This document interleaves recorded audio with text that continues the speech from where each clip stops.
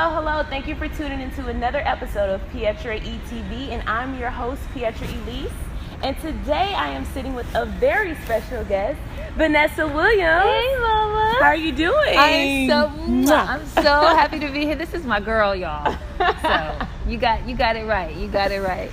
So I recently saw a post that you posted about an audition that you had, and it was like a total flop in your eyes, which I know it probably wasn't even that bad. So how do you prepare for auditions? Well, this is what I was saying in that post that I thought I had prepared. Okay, so I wanted to share this with you guys. This is the look, the face of an actor who sucked at her job today. But I wanted people to know, my friends and family and fans, you know, what it's like that you don't always hit it out of the park, that it's not, that acting is not an exact science, so you have good days and bad days. And it was as important for people to see your failures as well as it is to see your successes. So I felt like it was better to, you know, really admit, brush myself off and do it again. You know, that's what champions do. Absolutely. That's what resilient people do. You know, you just get up and do it one more time. And thankfully, you know, I have a gig, you know, I'm on a soap and I get to do it one more time. This won't be the last time. I hope that I'm going for any shows on NCIS. But, you know, I'm just saying, you know, that was another thing, you know, that I was all like, you know, it was just an opportunity to let it go. And I felt like it would bless me and bless other people to know that you don't always get it right. Absolutely. And you mentioned that the soap that you're on, which is Days of Our Lives, so congratulations to that. You. But you have been in the industry. I mean, I remember New Jack City, Soul Food. I mean, you have been in the game for a long time. So what do you feel like is your favorite character that you've played and why? Well, Keisha was definitely kind of hard because she was a tough girl. And growing up, like as like a good girl, had to be in before when the street lights came on. You know, to play like this tough kind of gun-toting girl as my first film was fly. And then to be with all those fine brothers, Wesley Snipes, Christopher Williams, and Alan Payne, I was like, yeah, I'm in the club.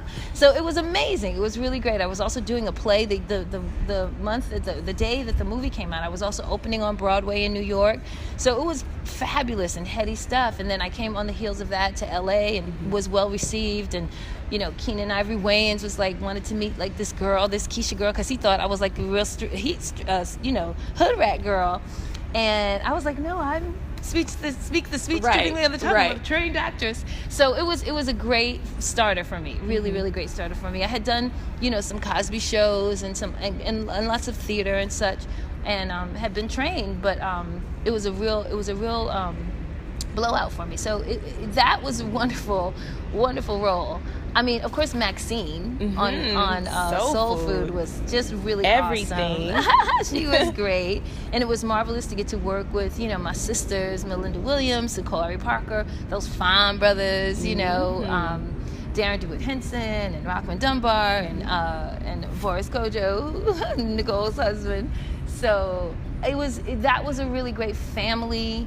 Sort of time we all became a creative family, and we still remain really close, and it was marvelous, you know, to sort of be out of the Hollywood fray. We're shooting in Toronto, and so we were insular and insulated with each other, and got to do the work, and then come home and see like the big splash we had become, and so it was really amazing. So, you know, my favorite role is the role I'm doing right now. All right. Because it's about working, it's about staying working, and then it's about creating new opportunities and new things to say. I mean, I still think there are many roles that I want to play that I have yet and got to play. So I don't think I've had my favorite role yet. Then you will. Yeah. You will. Absolutely. So right now, in our generation, with all the reality shows going on and all that, do you feel like reality shows pretty much like take away from some of the roles for trained actresses like you? I see my job is, and what I see anyone that's aspiring to be in the creative world, is just not to take no for an answer, to find your own, like you're doing with this kind of content producing.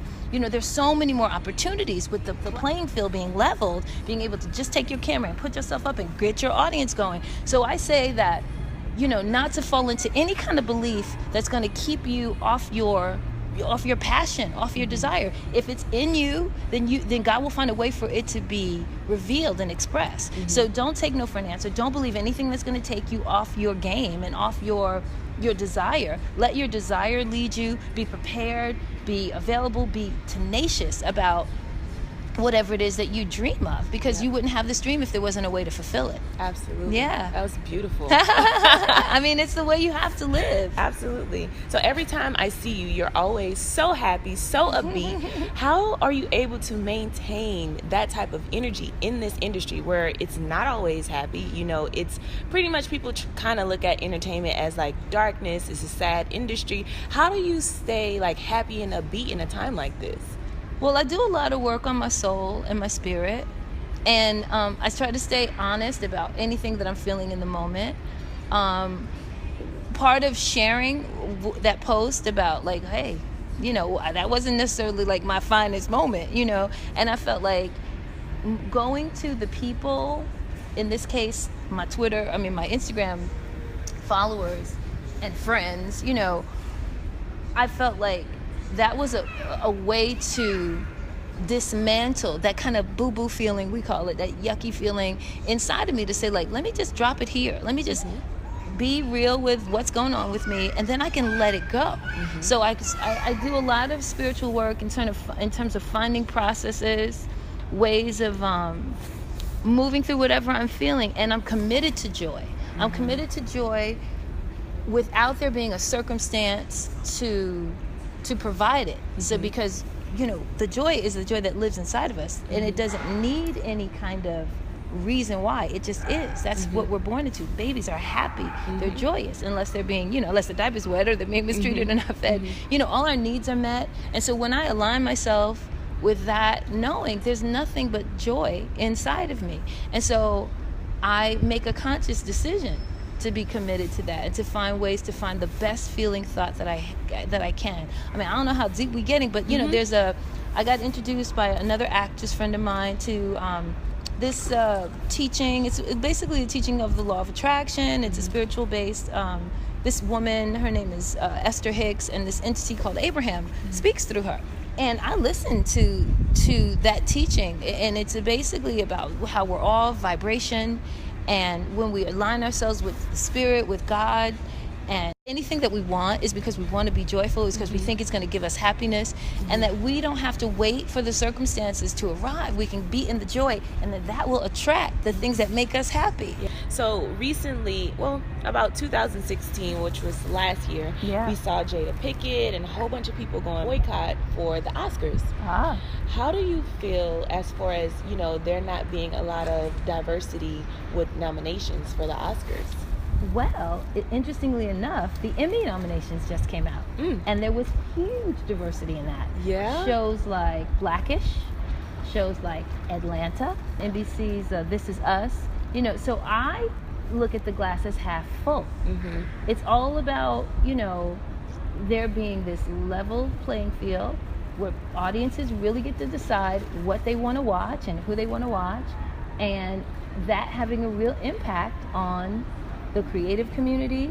There has also been a concerted effort, since there was all that sort of backlash and sort of like, you know, we're not seeing ourselves in the mainstream, so that the Academy Awards and those industries or those communities, those award-giving communities have been really turned upside down, and there's been more a diversified board of people who do the voting. You know, so it reflects a wider, diverse sort of point of view and appreciation for the things that are out there. So that's changing as well. That's really changing as well. I think it's important for people to speak up for their beliefs. I think it's important that we also not look to be validated by the outside, that we do the good work that we're here to do, because that's what we're here to do. I think that as Black people, as people of color, we just have to continue to know that a lie can't live forever, and that we will always rise. Absolutely. You know, there's no keeping us down. Absolutely. You know? And even speaking of like people of color, you know, do you think it would change as far as like the roles, like even women being able to get more roles? Because you see the same people always getting the roles, the same people always getting the leading starring roles. Do you feel like that would change, or does it take like behind the scenes as far as writers to be able to write those roles in for people? For sure. I think that's why people like Oprah Winfrey, why Shonda Rhimes, I mean, let's just talk about the successes. I mean, yes, they're few, but they are there. This is a long-standing industry, and so you've got to read books like Industry of Our Own. It's just about how immigrant Jewish people came and took over Hollywood and took over the Hollywood ideology and created, this industry is built on a whole lot of history. So you got to know your history so you can know where you want to go and where you want to fit in and carve out your own history. Mm-hmm. So everything is doable. It's about being tenacious, being prepared, being ready, being excellent. Mm-hmm. You've got control of all that. We have control of that. So last but not least, anything that you're working on right now that you would want your fans to know about, or anything we don't know about that we should know about? Well, as you mentioned, I'm very proud and happy to be a part of the family that is Days of Our Lives in its 50th year. It's like amazing. I know. And that was great. And what I love about the soap operas is they let you grow old on it. Okay. I love it. And, but you're not gonna come. Really? I mean, but I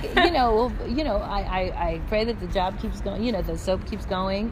Mm-hmm. And what's wonderful about it is I'm also really open and available and able to do other projects as well. Yep. And so I did another project called Famous in Love, which is airing on Freeform television. And so I stay in the mix and and doing a whole bunch of things. So follow me on Instagram. I am Vanessa Williams. Hi, I'm Vanessa Williams, and you're watching my girl PEtra TV. Thank you all so very much for watching. Hit the subscribe button and don't forget to follow me on social media. Stay tuned for more PEtra TV.